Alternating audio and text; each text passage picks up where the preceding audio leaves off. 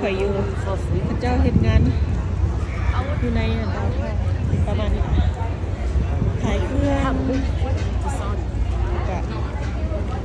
ขายเนื้อจู้เนื้อกินอย่างประมาณนี้อันนั้นก็ลูกจะเข้าไปอยู่อ่ะเนาะ It's just good. Just because กล้าเข้าไปวะ just because ไม่ไหวไปถามเบิ่งว่าค่า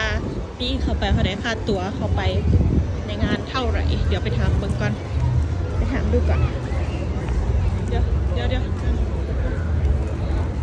วันก็หลายมื้อนี้อากาศดีเลยพาลูกมาย่างลิ้นพระเจ้าก็มากินข้าวมา